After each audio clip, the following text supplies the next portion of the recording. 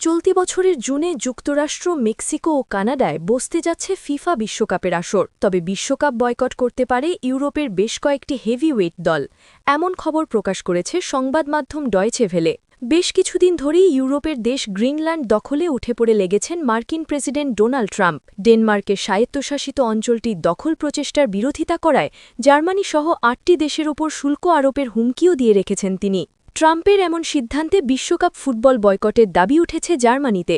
সাম্প্রতিক সময়ে ইউরোপিয়ান সরকারের সঙ্গে যুক্তরাষ্ট্রের মধ্যে সম্পর্কের টানাপড়েন চলছে। এরই মধ্যে কিছু মহলে ইউরোপীয় দলগুলোকে ২০২৬ ফিফা বিশ্বকাপ বয়কটের আহ্বান জোরালো হতে শুরু করেছে।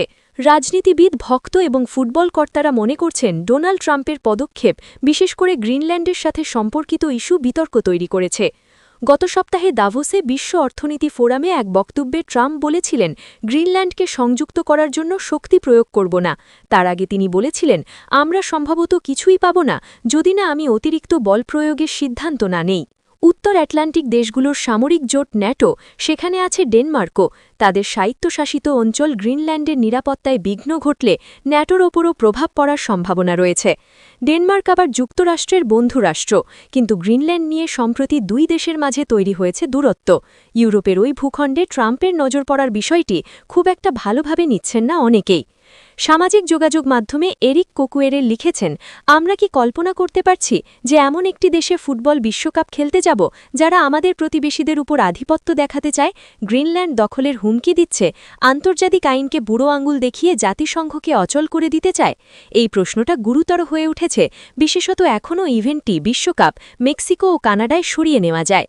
তার ওই বক্তব্যের প্রেক্ষিতে দুবারের বিশ্বকাপজয়ী ফরাসিরা বিশ্বকাপ বয়কট করতে পারে বলে গুঞ্জন শোনা যাচ্ছে। তবে এমন সম্ভাবনা নাকচ করে দিয়েছেন ফ্রান্সের ক্রীড়ামন্ত্রী মারিনা ফেরারি। আমরা এমন সময়ে কথা বলছি যখন মন্ত্রণালয় এমন মেজর এবং বহুল প্রত্যাশিত ইভেন্ট বয়কটের ইচ্ছা পোষণ করে না। কি ঘটবে সেই পূর্বাভাসও দিচ্ছি না আমি। ২০২৬ বিশ্বকাপ সকল ক্রীড়াপ্রেমীর জন্য খুবই গুরুত্বপূর্ণ মুহূর্ত। রাশিয়ায় অনুষ্ঠিত ২০১৮ বিশ্বকাপে চ্যাম্পিয়ন হয়েছিল ফ্রান্স। ২০২২ কাতার বিশ্বকাপেও তারা ফাইনাল খেলে, যেখানে আর্জেন্টিনার কাছে তারা হেরে যায়। বিশ্বকাপের এবারের আসর দিয়ে ২৮ বছর পরে এই টুর্নামেন্টে ফিরছে আরেক ইউরোপীয় দেশ স্কটল্যান্ড। তারাও বিশ্বকাপ বয়কটের কথা ভাবছে না। স্কটিশরা সর্বশেষ বিশ্বকাপ খেলেছিল ১৯৯৮ সালে। সম্প্রতি মার্কিন প্রেসিডেন্ট ডোনাল্ড ট্রাম্প জানিয়েছেন, গ্রিনল্যান্ড দখলে তাকে বাধা দেওয়ায় আগামী ১ ফেব্রুয়ারি থেকে যুক্তরাষ্ট্র, Denmark, Norway, Sweden, France, Germany, Netherlands এবং ফিনল্যান্ডের পণ্য যুক্তরাষ্ট্রে প্রবেশে ১০% শুল্ক দিতে হবে। যদি জুনের মধ্যে গ্রিনল্যান্ড যুক্তরাষ্ট্রের কাছে বিক্রি না করা হয়, তাহলে এই শুল্ক বেড়ে ২৫% দাঁড়াবে বলেও হুমকি দিয়েছেন আমেরিকার প্রেসিডেন্ট।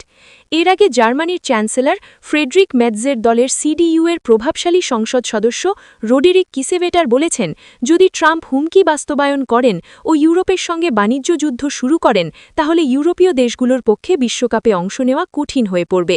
সাম্প্রতিক এক জনমত জরিপে দেখা গেছে, জার্মানির ৪৭% নাগরিক ২০২৬ বিশ্বকাপ বর্জনের পক্ষে মত দিয়েছেন। বাংলাদেশ নিউজের সাথে থাকুন। বাংলাদেশ নিউজ।